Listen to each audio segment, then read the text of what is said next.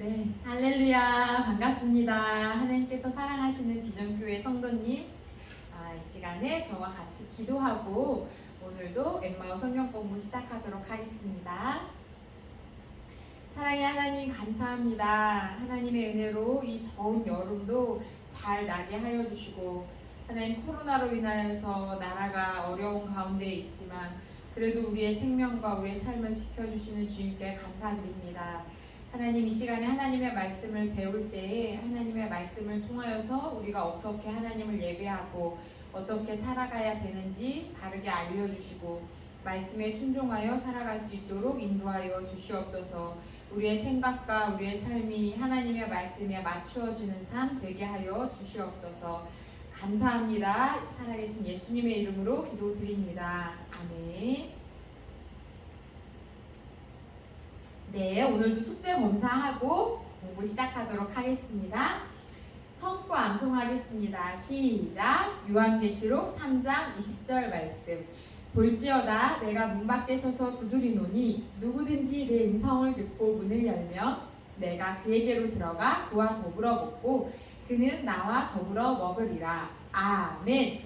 2과 시작! 요한복음 1장 12절 말씀. 영접한 자, 곧 그 이름을 믿는 자들에게는 하나님의 자녀가 되는 권세를 주셨으니. 아멘. 3과 시작! 요한 1서 5장 13절 말씀. 내가 하나님의 아들의 이름을 믿는 너희에게 이것을 쓰는 것은 너희로 하여금 너희에게 영생이 있음을 알게 하려 함이라. 아멘. 4과 시작! 베드로전서 2장 2절 말씀. 갓난 아기들같이 순전하고 신령한 젖을 사모하라. 이는 그로 말미암아 너희로 구원에 이르도록 자라게 하려 함이라. 아멘. 5과 시작! 시편 119편 9절 말씀. 청년이 무엇으로 그의 행실을 깨끗하게 하리이까? 주의 말씀만 지킬 따름이니이다. 아멘. 6과 시작! 시편 119편 11절 말씀. 내가 주께 범죄하지 아니하려 하여 주의 말씀을 내 마음에 두었나이다. 아멘. 7과 시작! 에베소서 6장 17절 말씀. 구원의 투구와 성령의 검, 곧 하나님의 말씀을 가지라. 아멘. 8과 시작! 마태복음 4장 4절 말씀. 예수께서 대답하여 이르시되 기록되었으되 사람이 떡으로만 살 것이 아니요 하나님의 입으로부터 나오는 모든 말씀으로 살 것이라 하였느니라 하시니. 아멘. 9과 시작! 마태복음 4장 7절 말씀. 예수께서 이르시되 기록되었으되 주 너의 하나님을 시험하지 말라 하였느니라 하시니. 아멘. 10과 시작! 마태복음 4장 10절 말씀. 이에 예수께서 말씀하시되 사탄아 물러가라. 주 너의 하나님께 경배하고 사탄아 다시 하겠습니다. 마태복음 4장 10절 말씀. 이에 예수께서 말씀하시되 사탄아 물러가라. 기록되었으되 주 너의 하나님께 경배하고 다만 그를 섬기라 하였느니라. 아멘. 11과 시작! 고린도전서 10장 13절 말씀. 사람이 감당할 시험 밖에는 너희가 당한 것이 없나니 오직 하나님은 믿고사 너희가 감당하지 못할 시험 당함을 허락하지 아니하시고 시험 당할 즈음에 또한 피할 길을 내사 너희로 능히 감당하게 하시느니라. 아멘. 12과 시작! 요한 1서 5장 11절부터 12절까지의 말씀. 또 증거는 이것이니 하나님이 우리에게 영생을 주신 것과 이 생명이 그의 아들 안에 있는 그것이니라. 아들이 있는 자에게는 생명이 있고 하나님의 아들이 없는 자에게는 생명이 없느니라. 아멘. 13과 시작! 요한복음 16장 24절 말씀. 지금까지는 너희가 내 이름으로 아무것도 구하지 아니하였으나 구하라 그리하면 받으리니 너희 기쁨이 충만하리라. 아멘. 14과 시작! 요한1서 1장 9절 말씀. 만일 우리가 우리 죄를 자백하면 그는 미쁘시고 의로우사 우리 죄를 사하시며 우리를 모든 불의에서 깨끗하게 하실 것이요. 아멘. 15과 시작. 잠언 3장 5절부터 6절까지의 말씀. 너는 마음을 다하여 여호와를 신뢰하고 내 명철을 의지하지 말라. 너는 범사에 그를 인정하라. 그리하면 내 길을 지도하시리라. 아멘. 16과 시작. 요한복음 15장 16절 말씀. 너희가 나를 택한 것이 아니요 내가 너희를 택하여 세웠나니 이는 너희로 가서 열매를 맺게 하고 또 너희 열매가 항상 있게 하여 내 이름으로 아버지께 무엇을 구하든지 다 받게 하려 함이라. 아멘. 17과 시작. 로마서 8장 29절부터 30절까지의 말씀. 하나님이 미리 아신 자들을 또한 그 아들의 형상을 본받게 하기 위하여 미리 정하셨으니 이는 그로 많은 형제 중에서 맏아들이 되게 하려 하심이니라. 또 미리 정하신 그들을 또한 부르시고 부르신 그들을 또한 의롭다 하시고 의롭다 하신 그들을 또한 영화롭게 하셨느니라. 아멘. 18과 시작. 로마서 12장 1절 말씀. 그러므로 형제들아 내가 하나님의 모든 자비하심으로 너희를 권하노니 너희 몸을 하나님이 기뻐하시는 거룩한 산 제물로 드리라. 이는 너희가 드릴 영적 예배니라. 아멘. 19가 시작. 에베소서 5장 15절부터 16절까지의 말씀. 그런즉 너희가 어떻게 행할지를 자세히 주의하여 지혜 없는 자 같이 하지 말고 오직 지혜 있는 자 같이 하여 세월을 아끼라. 때가 악하니라. 아멘. 20과 시작. 말라기서 3장 10절 말씀. 만군의 여호와가 이르노라. 너희의 온전한 11조를 창고에 들여 나의 집에 양식이 있게 하고 그것으로 나를 시험하여 내가 하늘문을 열고 너희에게 복을 쌓을 것이 없도록 붙지 아니하나 보라. 아멘. 21과 시작. 요한복음 14장 27절 말씀. 평안을 너희에게 끼치노니 곧 나의 평안을 너희에게 주노라. 내가 너희에게 주는 것은 세상이 주는 것 같이 아니하니라. 너희는 마음에 근심하지도 말고 두려워하지도 말라. 아멘. 22과 시작. 마태복음 7장 17절부터 18절까지의 말씀. 이와 같이 좋은 나무마다 아름다운 열매를 맺고 못된 나무가 나쁜 열매를 맺나니 좋은 나무가 나쁜 열매를 맺을 수 없고 못된 나무가 아름다운 열매를 맺을 수 없느니라. 아멘. 23과 시작. 디모데전서 2장 9절 말씀. 또 이와 같이 여자들도 단정하게 옷을 입으며 소박함과 정절로서 자기를 단장하고 땅 머리와 금이나 진주나 값진 옷으로 하지 말고. 아멘. 24과 시작. 마태복음 5장 14절 16절 말씀. 너희는 세상의 빛이라. 산 위에 있는 동네가 숨겨지지 못할 것이요 이같이 너희 빛이 사람 앞에 비치게 하여 그들로 너희 착한 행실을 보고 하늘에 계신 너희 아버지께 영광을 돌리게 하라. 아멘. 25가 시작. 야고보서 1장 2절부터 4절까지의 말씀. 내 형제들아 너희가 여러 가지 시험을 당하거든 온전히 기쁘게 여기라. 이는 너희 믿음의 시련이 인내를 만들어내는 줄 너희가 알미라. 인내를 온전히 이루라. 이는 너희로 온전하고 구비하여 조금도 부족함이 없게 하려 함이라. 아멘. 26과 시작. 사도행전 1장 8절 말씀. 오직 성령이 너희에게 임하시면 너희가 권능을 받고 예루살렘과 온 유대와 사마리아와 땅끝까지 이르러 내 증인이 되리라 하시니라. 아멘. 잘하셨습니다. 암송 계속해서 입 밖으로 반복하시는 것밖에 방법이 없습니다. 힘내서 끝까지 하나님의 말씀을 내 안에 새겨놓는 암송 최선을 다해 해나가시기를 바랍니다. 자, 성경 1도 어디부터 어디까지 이번 주에는 읽으셨나요? 읽기 어려우시다면, 혼자 읽기 어려우시다면 늘 말씀드린 것처럼 성경 어플을 틀어놓고 같이 보시면은 훨씬 즐겁게 쉽게 성경 통독하실 수 있습니다. 지난주 특별 숙제는 예수님의 증인으로 살기였죠. 어떻게 한 주간 예수님의 증인다운 삶을 사셨나요? 전도 대상자를 위해서 기도하고 또 그를 찾아가서 같이 신앙생활 할 것을 권면해 보셨나요? 만약에 지난주에 하지 못하셨다면 이번 주에 물론 지금 코로나 4단계라서 직접적으로 만날 수는 없겠지만 전화를 통해서 그러한 마음들을 전해보시기 바랍니다.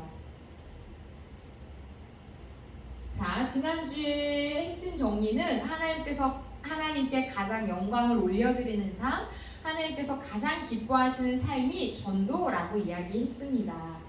오늘은 예배와 전도의 삶에 대해서 함께 보시겠습니다. 머리글 같이 읽겠습니다. 시작!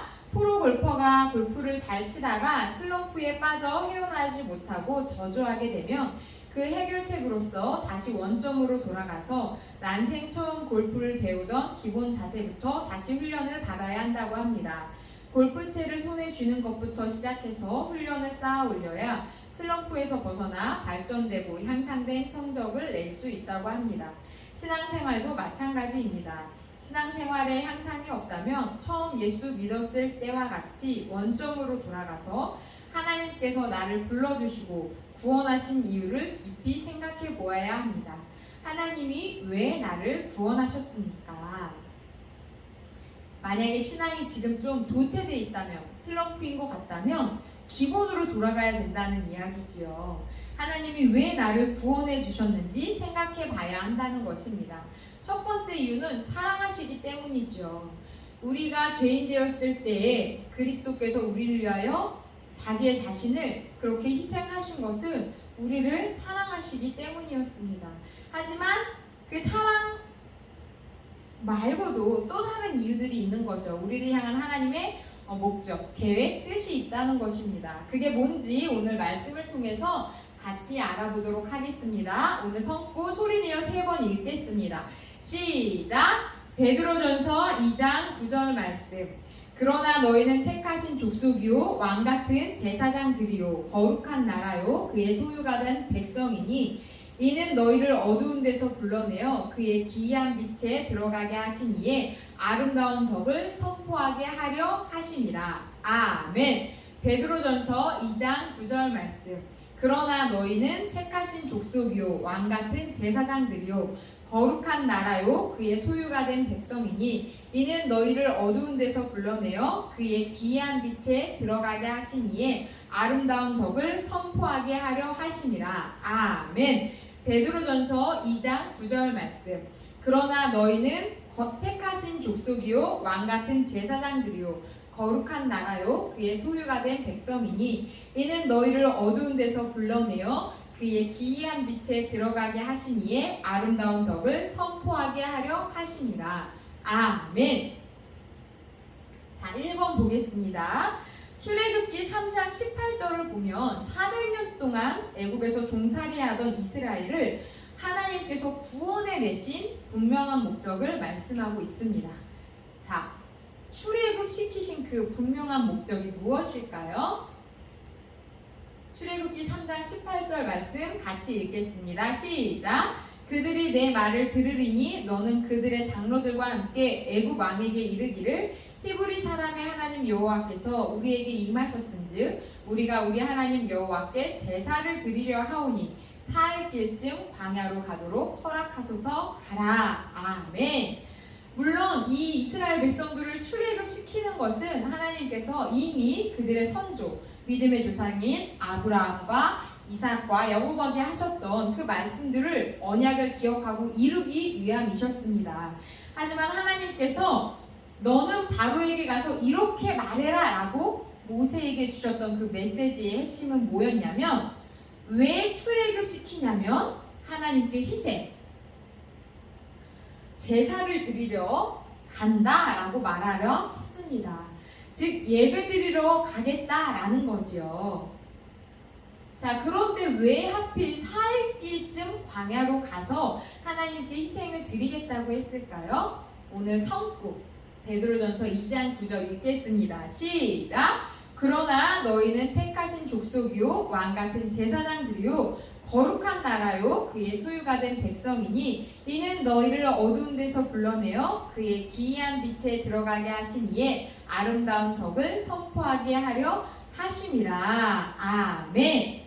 자, 하나님께서는 우리를 이런 존재로 부르신 거죠. 택하신 족속, 왕같은 제사장, 거룩한 나라, 그의 소유가 된 백성. 그렇기 때문에 이스라엘 백성들이 애굽에서 사흘쯤 떠나서 예배 드리는 것은 영적으로 타락한 애굽의 문화에서 벗어나서 온전히 하나님께 예배 드리기 위함입니다. 그 애굽은 우상 숭배의 문화가 아주 꽉 들어차 있는 곳이지요. 어둠이 있는 곳입니다. 그 곳에서 떠나서 온전한 예배를 드릴 수 있는 것이 사흘길쯤이라고 볼 수 있는 거지요. 또한 사흘길쯤 가는 것 그 자체가 희생입니다. 예배를 드리러 가는 그 사흘길 그 자체 또한 하나님께 드리는 예배라는 것입니다. 출애굽한 이스라엘 백성들이 할 일이 굉장히 많이 있었습니다. 그런데 하나님은 왜 하나님께 희생, 제사부터 드리라고 했을까요?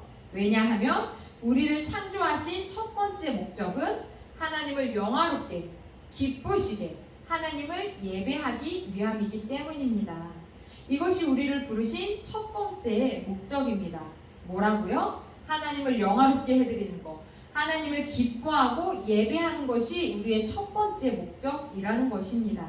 그래서 우리는 예배의 성공자가 되어야지 하나님께서 기뻐하실 뿐 아니라 하나님께서 주시는 많은 은혜들을 누릴 수 있는 거죠.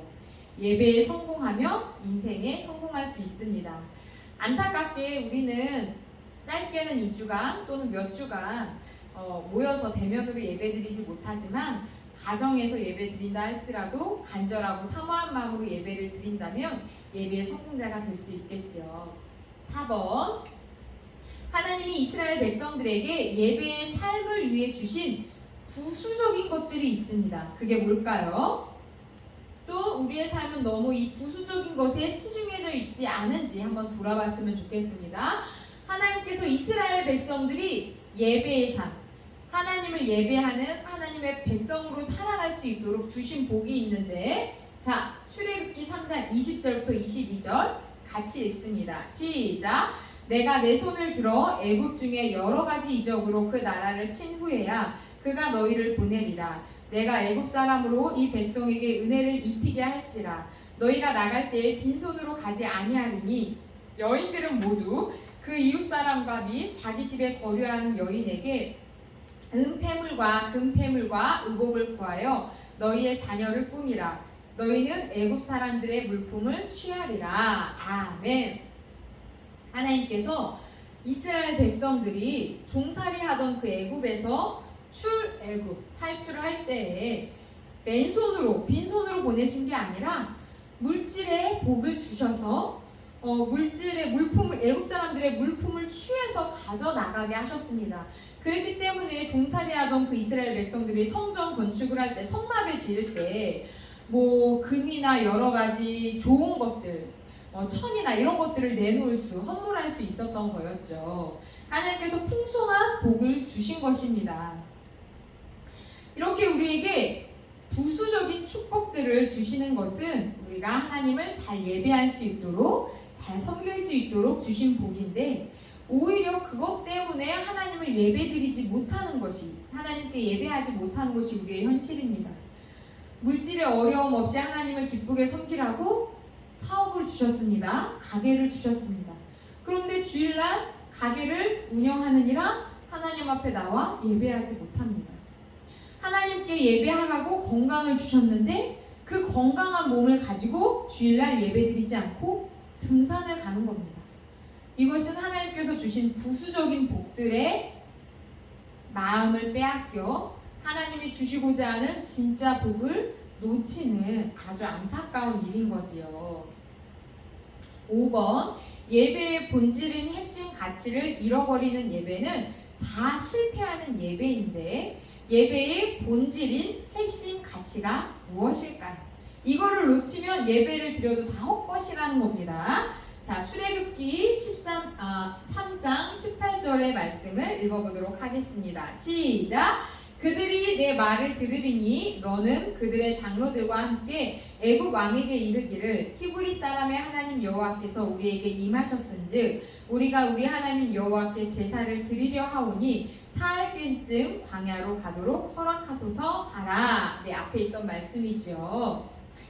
예배의 본질은 뭐냐면 우리 지금 이 단어를 보려고 이 말씀을 다시 한번 읽었습니다. 제사를 드리려 하오니. 예배의 본질은 드리는 것입니다. 우리 근데 많이 예배 때 은혜 받으러 오잖아요. 하지만 성경에서 우리에게 말씀하고 있는 예배의 본질은 드리는 것입니다. 우리의 시간을 드리고 몸을 드리고 물질을 드리고 마음을 드리는 것이 예배인 것이지요. 성경에 있는 사도행전의 구스 네시가 그랬습니다. 그 먼 에티오피아, 아프리카에서 예루살렘까지 예배 드리러 왔지요.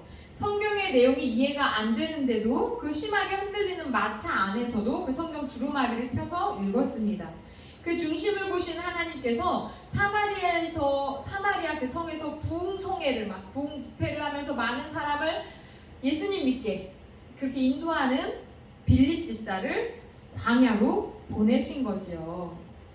우리 또한 주일 예배 시간만이 예배가 아니라 집에서 준비하고 교회로 오는 과정이 다 하나님께 드리는 희생이고 예배가 되는 것입니다. 그러니까 집에서 준비하는 과정에도 하나님을 찾으며 마음으로 준비하며 오시기 바랍니다. 또한 우리 하루하루의 삶이 경건의 예배인 거지요. 삶의 예배를 하나님께 드리는, 받는이 아니라 드리는, 우리가 드릴 때 하나님께서 또 주시는 더 큰 은혜를 누릴 수 있습니다. 드리는 우리 성도님들 되시기 바랍니다. 6번 창세기 4장 4절부터 5절에서 가인과 아벨의 예배 중에 하나님은 아벨의 예배는 받으시고 가인의 예배는 받지 않으셨습니다. 무엇이 문제일까요? 또 6절에 하나님은 가인에게 안색이 변함이 어찌미뇨 하고 물으시는데 그 뜻이 무엇일까요? 자, 먼저 성경 읽어보도록 하겠습니다.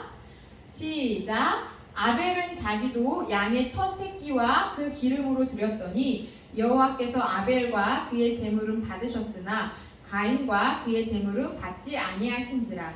가인이 몹시 분하여 안색이 변하니 여호와께서 가인에게 이르시되 내가 분하여 함은 어찌 됨이며 안색이 변함은 어찌 됨이냐. 아멘.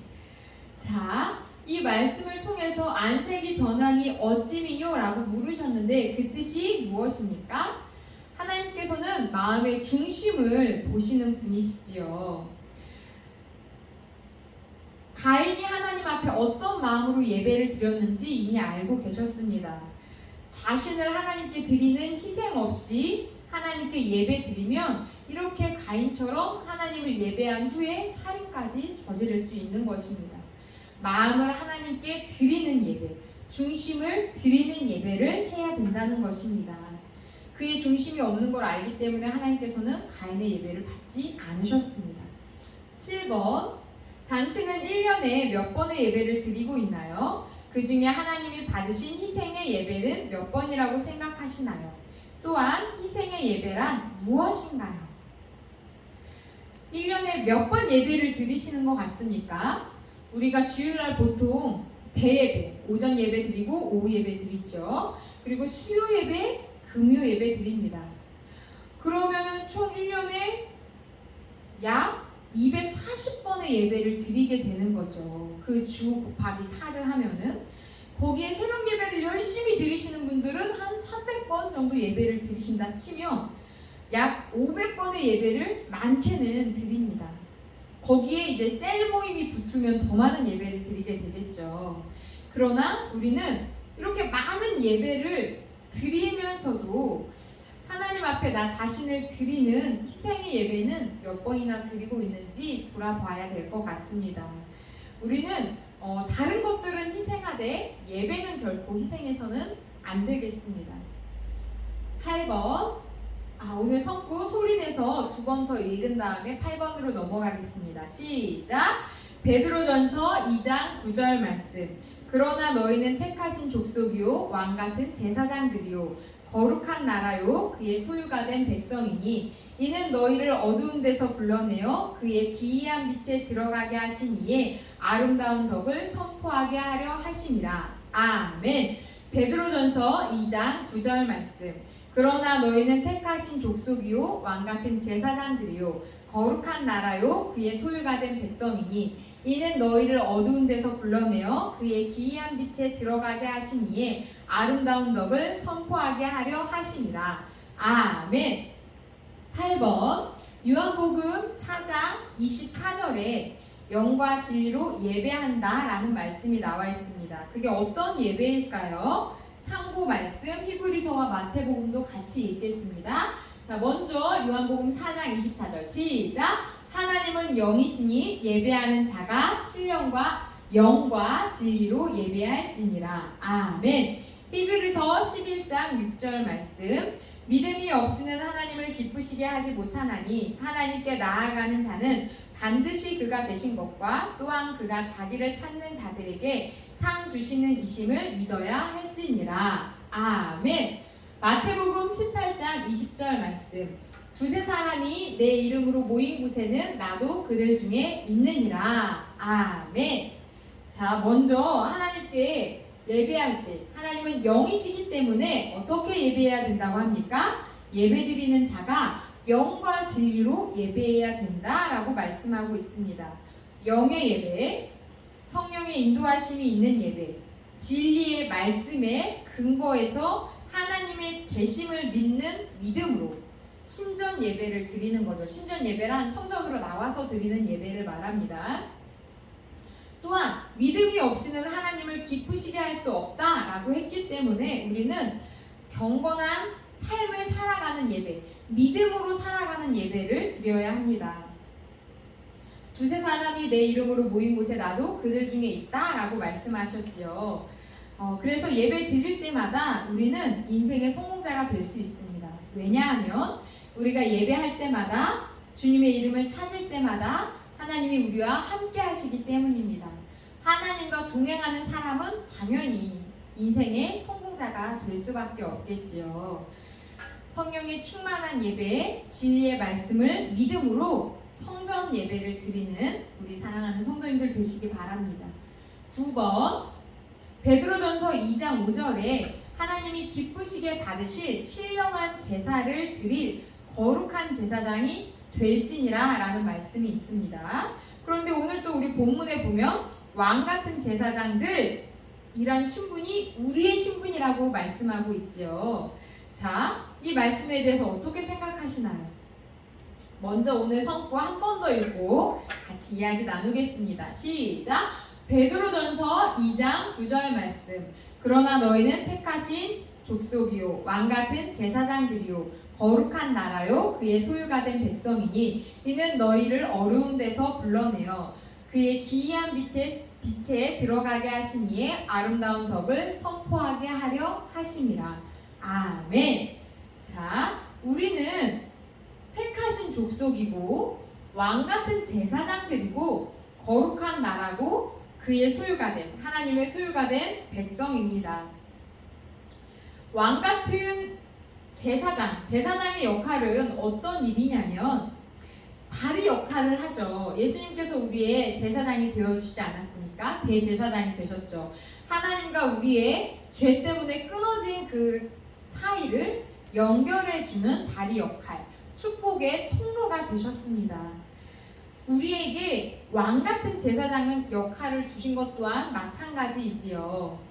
우리가 믿지 않는 자들이 하나님을 믿을 수 있도록, 예수님을 믿을 수 있도록 그 사이를 연결해주는 다리 역할을, 축복의 통로가 되라는 말씀입니다. 우리에게 그리고 이렇게 복된 신분들을 주신 것은 하나님의 아름다운 덕을 선포하기 위해서 귀한 신분을 주신 것입니다. 10번 출애굽기 3장 16절에 출애굽한 이스라엘 백성들에게 하나님은 아브라함과 이삭과 야곱의 하나님이시라는 자기 계시를 하셨습니다. 이렇게 자기 계시를 하신 게 무슨 의미일까요? 왜 이렇게 말씀하신 걸까요? 성경 말씀 먼저 읽도록 하겠습니다. 창세기 12장 3절입니다. 시작! 너를 축복하는 자에게는 내가 복을 내리고 너를 저주하는 자에게는 내가 저주하리니 땅의 모든 족속이 너로 말미암아 복을 얻을 것이라 하신지라. 아멘. 자, 이거는 하나님께서 아브라함에게 하셨던 축복의 약속이었죠. 하나님께서 아브라함에게 축복의 통로가 되겠다, 복의 근원이 되게 하겠다라고 믿음의 조상을 삼으시겠다고 하신 약속의 말씀입니다. 자, 출애굽기 3장 16절에 출애굽할 이스라엘 백성들에게 이렇게 이런 축복을 약속한 아브라함과 이삭과 야곱의 하나님이라는 자기 계시를 하신 이유는, 하나님은 어떤 하나님이시냐면 살아계신 하나님, 아브라함 때만 계신 하나님이 아니라 그의 아들의 아들의 아들까지, 그리고 그들의 후손이 이스라엘 백성들과 영원히 함께 하시는 영존하신 하나님께서 약속을 성취하시겠다라는 말씀입니다. 이스라엘을 축복의 통로로 사용하겠다라는 약속인 거죠. 아브라함에게 하신 그 언약을 잊지 않으시고 그의 자손들에게 이루겠다라는 것을 알려주시는 말씀입니다. 11번 베드로전서 2장 9절을 보면 상반절은 우리의 신분에 대해서, 하반절은 신분에 따른 의무와 사명 그리고 책임을 말씀하고 있습니다. 그게 무엇일까요? 또 어느 곳에 더 강조점을 두고 있을까요? 자, 베드로전서 2장 9절은 오늘 성구이지요. 소리내서 한번 읽겠습니다. 시작. 베드로전서 2장 9절 말씀.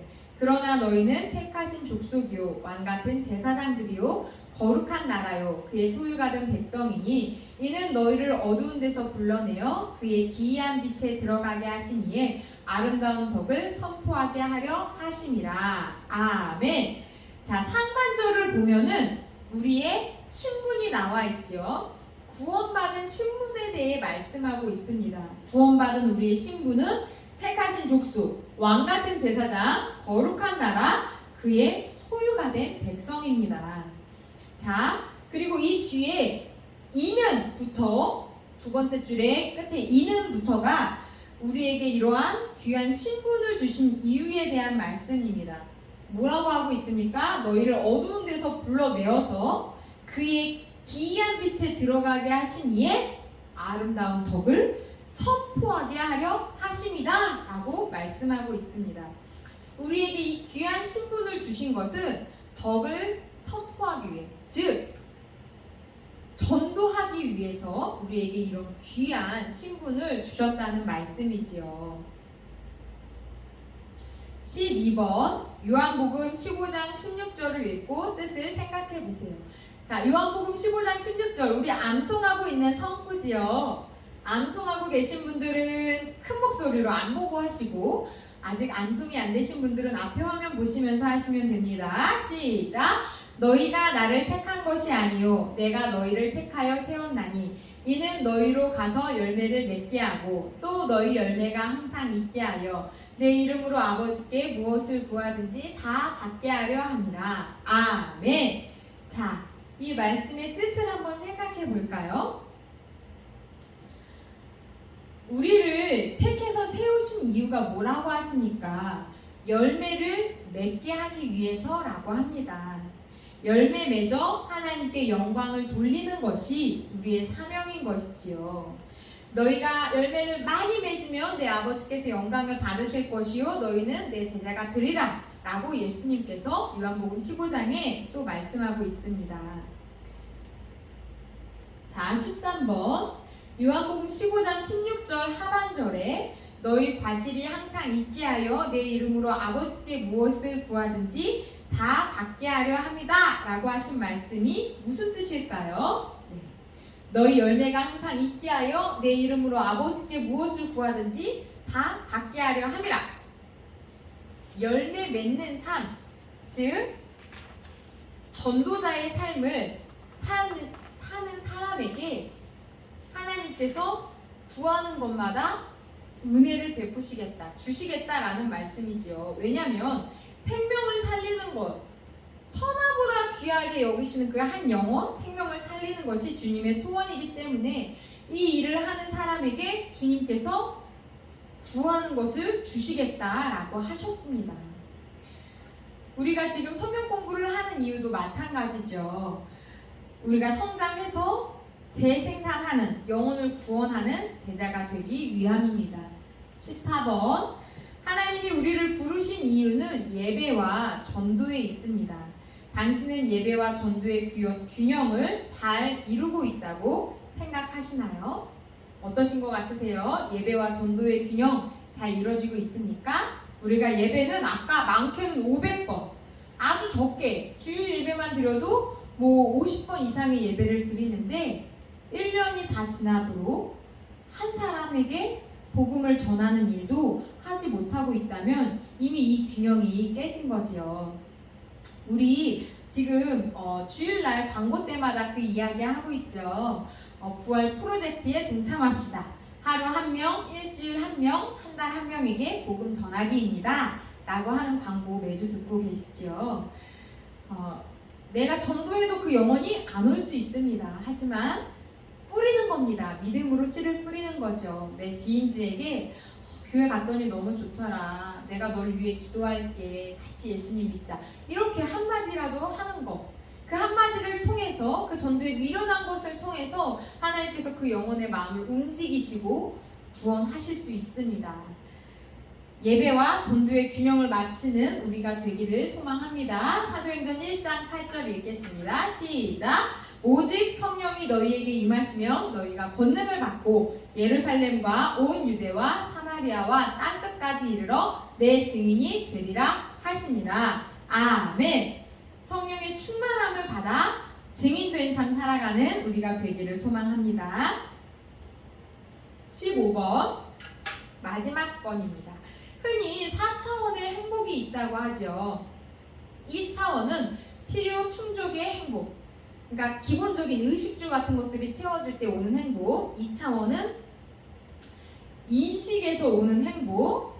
3차원은 자족의 행복. 4차원은 헌신의 행복이 있다고 합니다. 그러나 이 모든 행복을 초월하는 절대 행복이 있는데 그것은 하나님을 기쁘시게 할 때 찾아오는 행복입니다. 하나님을 기쁘시게 할 때 하나님의 형상대로 지음받은 우리에게 우리 영혼에 이렇게 막 샘솟듯이 기쁨이 솟아난다는 것입니다. 자, 그렇다면 하나님께서는 언제 가장 기뻐하실까요? 성경 말씀 읽겠습니다. 히브리서 11장 6절 시작! 믿음이 없이는 하나님을 기쁘시게 하지 못하나니 하나님께 나아가는 자는 반드시 그가 계신 것과 또한 그가 자기를 찾는 자들에게 상 주시는 이심을 믿어야 할지니라. 아멘. 자, 마태복음 18장 13절도 읽겠습니다. 시작. 진실로 너희에게 이르노니 만일 찾으면 길을 잃지 아니한 99마리보다 이것을 더 기뻐하리라. 아멘. 하나님이 언제 가장 기뻐하시나요? 히브리서 말씀을 보니까 믿음이 없으면 하나님을 기쁘시게 하지 못한다라고 말씀하고 있습니다. 우리가 하나님께 나아갈 때, 하나님을 예배할 때 하나님을 향한 믿음으로 예배하기를 바랍니다. 그리고 이 마태복음 18장 13절은 잃은 것을 찾으시는 하나님 아버지의 마음을 알 수 있는 성경 구절이지요. 목자가 99마리의 양을 맡겨두고 잃어버린 그 한 마리의 양을 찾듯이 우리 하나님 아버지께서는 잃어버린 그 한 영혼을 찾기를 간절히 원하십니다. 우리가 하나님을 기쁘시게 할 수 있는 방법, 예배의 성공자가 되고 전도할 때 예배를 통해 내가 살고 전도를 통해 내가 서는 기쁨을 누리게 될 것입니다. 또한 하나님 아버지께서도 우리의 예배와 전도를 통해 기뻐하실 것입니다.